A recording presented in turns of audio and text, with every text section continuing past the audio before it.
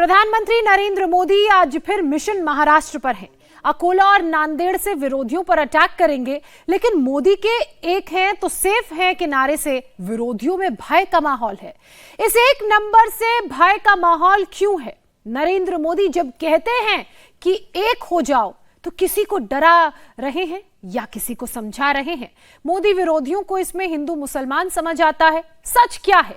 सच ये है कि इसमें जान और जहान का मामला है।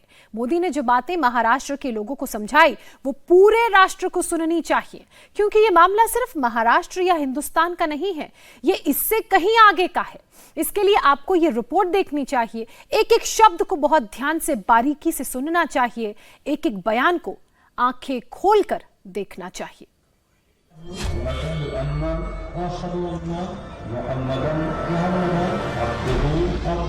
सामने हजारों मुसलमानों की भीड़ है।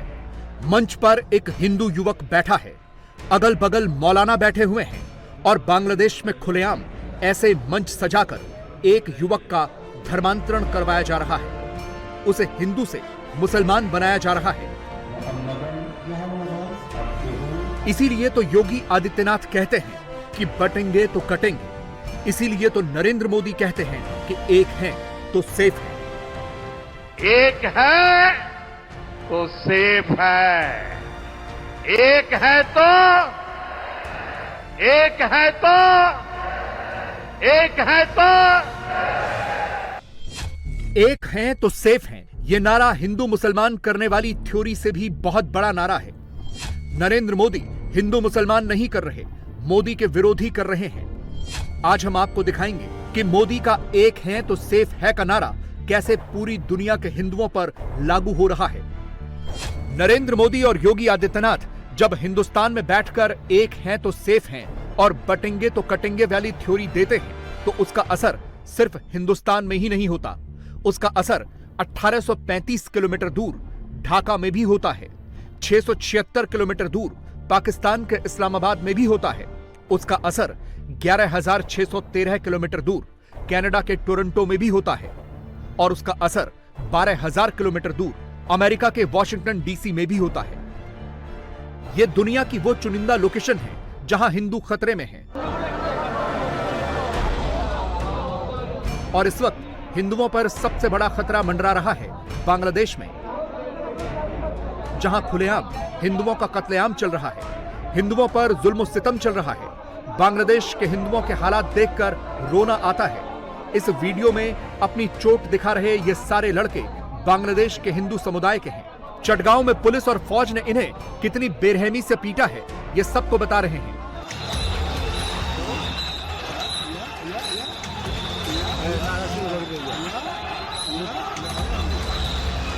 बांग्लादेश की आर्मी यहां हिंदुओं पर किस तरह से जुल्म कर रही है, इसकी कुछ नई तस्वीरें आई हैं। ये वीडियो किसी ने अपनी छत से बनाया है। देखिए कैसे बांग्लादेश की आर्मी और पुलिस हिंदुओं को उनके इलाके में घुसकर पीट रही है, उन्हें खदेड़ा जा रहा है, ऐसे पीटा जा रहा है जैसे कि उन्होंने कोई बहुत बड़ा जुल्म किया हो। चटगांव की सड़कों पर हिंदुओं को ऐसे ही दौड़ा दौड़ा कर मारा गया।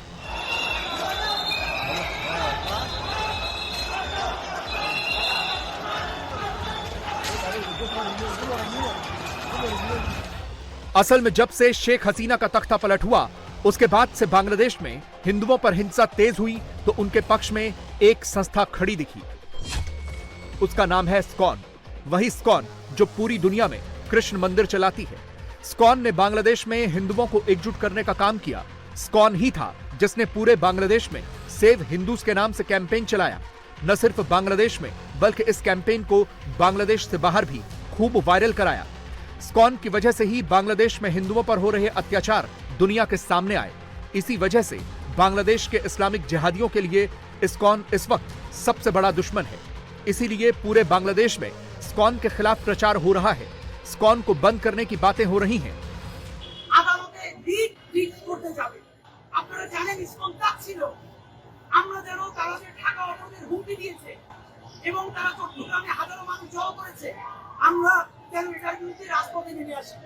আমরা ইনকিলাব করতেও চেয়েছিলাম আজকে একটি শান্তিপূর্ণ মানববন্ধন করার জন্য, কিন্তু বৃহত্তর জুলাই বিপ্লবের স্পিরিটকে সাথে নেওয়ার কারণে আমরা ইসকনের ফাঁদে পা দেই নাই।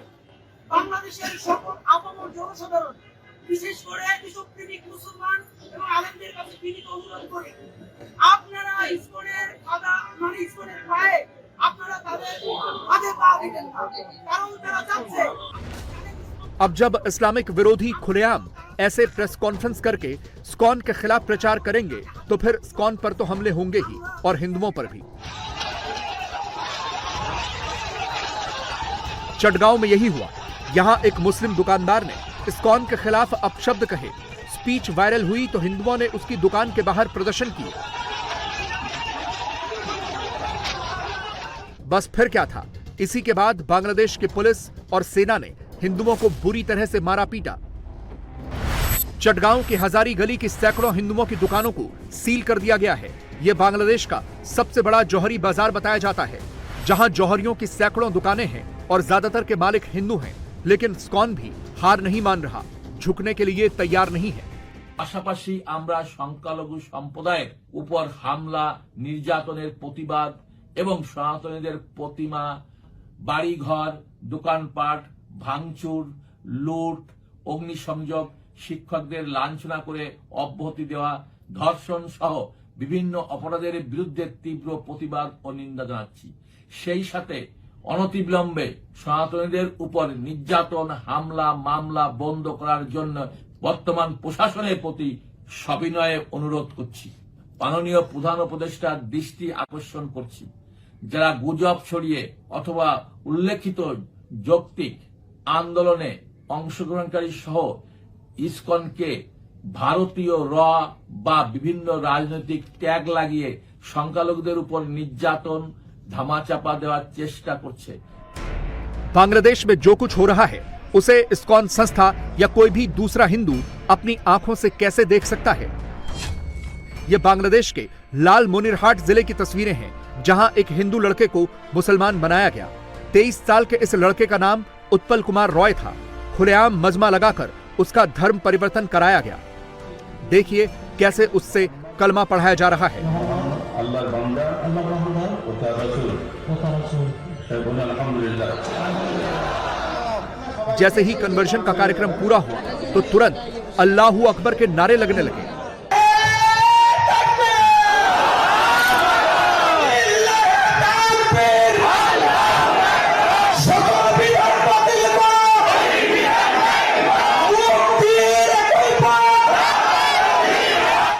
इसीलिए तो नरेंद्र मोदी को कहना पड़ता है कि एक रहेंगे तो सेफ रहेंगे। कांग्रेस ने जब धर्म के नाम पर ऐसे ही साजिशें रची थी तो देश का बंटवारा हो गया था। अब कांग्रेस एससी, एसटी, ओबीसी समाज की एक जाति को दूसरे के खिलाफ खड़ा कर रही है। भारत के खिलाफ इससे बड़ी साजिश कोई और नहीं हो सकती। आप मुझे बताइए, आदिवासी जब एकजुट रहेगा तो उसकी ताकत बढ़ेगी कि नहीं बढ़ेगी? ताकत बढ़ेगी कि नहीं बढ़ेगी? अलग अलग जातियों में टूटने से आप सोचिए कमजोर हो जाएंगे कि नहीं हो जाएंगे। इसलिए मैं कहता हूं, एक है तो सेफ है, एक है तो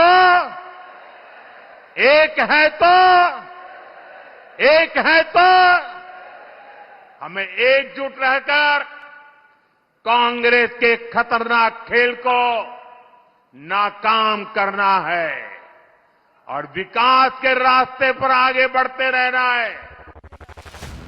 नरेंद्र मोदी भले ही फिलहाल चुनावों की बात कर रहे हों, महाराष्ट्र की बात कर रहे हों, लेकिन मोदी की ये सारी बातें इंटरनेशनल पर्सपेक्टिव में भी समझ में आती हैं।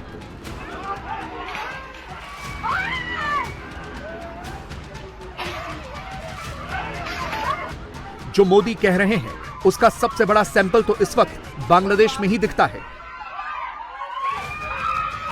जहां हिंदुओं पर पिछले 3 महीने में सबसे बड़ी आफत टूटी हुई है। दुनिया में इस वक्त लड़ाई ही बहुसंख्यक इस्लाम वर्सेस ऑल के इकोसिस्टम की है, और इस्लामिक इकोसिस्टम को जो कोई भी चैलेंज करता है वो उसके खिलाफ हो जाता है, फिर चाहे वो दुनिया का कोई भी हिस्सा हो, दुनिया का कोई भी देश हो। मिडिल ईस्ट में यहूदियों के इकोसिस्टम ने इस्लामिक इकोसिस्टम को चैलेंज किया हुआ है, तो पूरी दुनिया के मुसलमान इस धरती से इजराइल का अस्तित्व मिटाने पर तुले हुए हैं। इसी तरह से बांग्लादेश में इस्लामिक इकोसिस्टम को इस्कॉन जैसा सनातनी इकोसिस्टम चैलेंज करता है, तो वो उसी के खिलाफ हो जाता है, उसी को बैन करने की मांग करने लगता है। इस्लामिक इकोसिस्टम की खासियत यह भी है कि वो जिस देश में कमजोर होता है वहां आसानी से अपना साथी भी खोज लेता है, और इसका उदाहरण है कनाडा, जहां इस्लामिक और खालिस्तानी इकोसिस्टम मिलकर हिंदुओं और यहूदियों के खिलाफ काम कर रहा है। हिंदुस्तान में जब से नरेंद्र मोदी की सरकार आई और मोदी ने खुलेआम हिंदुओं की हिंदू इकोसिस्टम की बातें करनी शुरू की, तो पूरी दुनिया में फैला इस्लामिक इकोसिस्टम घबरा गया, उसे डर लगने लगा। उसे अब यह लग रहा है कि उनके खिलाफ नरेंद्र मोदी एक बड़ा चैलेंज दे रहे हैं। मोदी का भारत एक बड़ी चुनौती दे रहा है।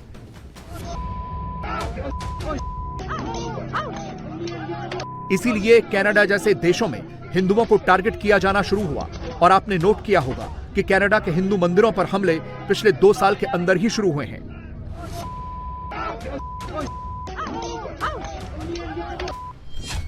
कनाडा में 2022 में 4 हिंदू मंदिरों पर हमले हुए, श्री हनुमान मंदिर, मां चिंतपूर्ण मंदिर, गौरी शंकर मंदिर और जगन्नाथ मंदिर। जबकि 2023 में 2 मंदिरों पर हमले हुए, भारत माता मंदिर और गौरी शंकर मंदिर।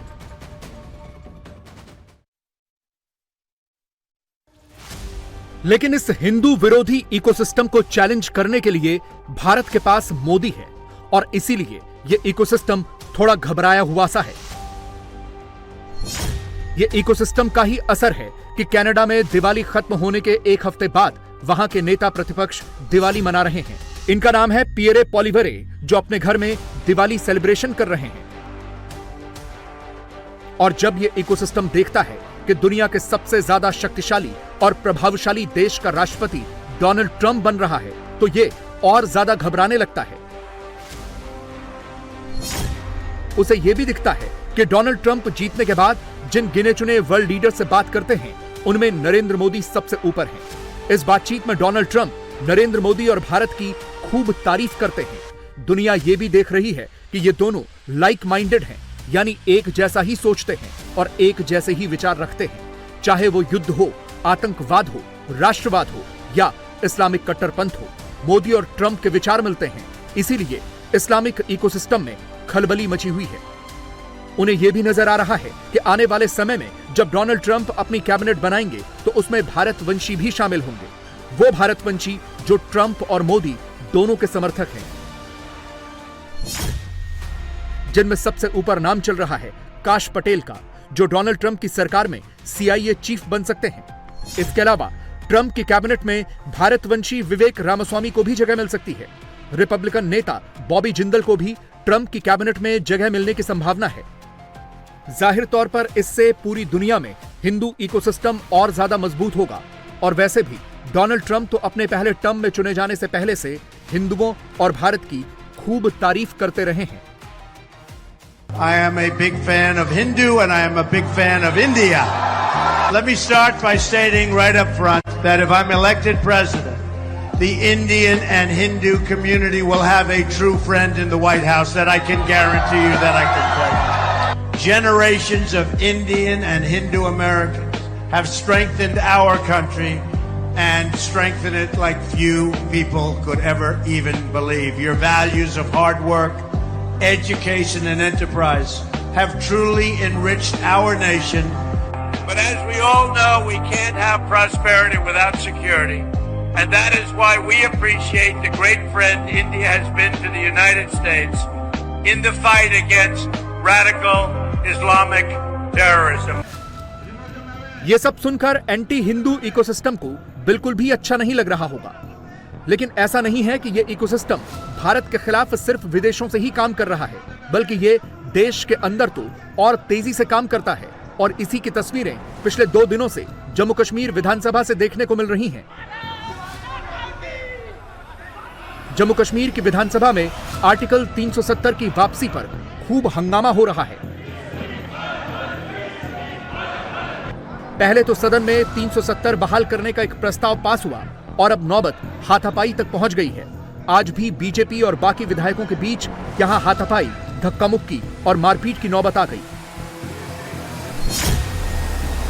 इसकी शुरुआत तब हुई जब इंजीनियर राशिद के भाई खुर्शीद अहमद शेख ने आर्टिकल 370 की बहाली को लेकर पोस्टर लहराया। इसी का बीजेपी ने विरोध किया। बीजेपी के विधायकों ने पोस्टर छीना तो हंगामा और बढ़ गया और बीजेपी विधायकों को फिर मार्शल निकालकर बाहर ले गए। जम्मू कश्मीर में नेशनल कॉन्फ्रेंस और कांग्रेस के गठबंधन की सरकार है और यही सरकार मिलकर आर्टिकल 370 वापस लाना चाहती है। और ऐसा नहीं है कि ये सब नरेंद्र मोदी को नहीं पता है। मोदी सब जान रहे हैं, सब समझ रहे हैं। इसीलिए मोदी ने साफ साफ चेतावनी दे दी है कि आर्टिकल 370 की वापसी अब कोई नहीं करवा सकता। आजादी के 75 साल बाद जम्मू कश्मीर में बाबा साहब का संविधान लागू हुआ है, लेकिन ये कांग्रेस और उसके साथियों को ये बर्दाश्त नहीं हो रहा है। मैं कांग्रेस और यहां अगाड़ी वाले लोगों से कहना चाहता हूं, पाकिस्तान के एजेंडे को देश में बढ़ावा देने की कोशिश मत करो। कश्मीर को लेकर अलगाववादियों की भाषा मत बोलो। याद रखो, तुम्हारे ये मंसूबे कामयाब नहीं होंगे। और जब तक मोदी पर जनता जनार्दन का आशीर्वाद है, कांग्रेस वाले तुम कश्मीर में कुछ नहीं कर पाओगे। कश्मीर में आप केवल और केवल बाबा साहब आंबेडकर का संविधान ही चलेगा। ये मोदी का फैसला है।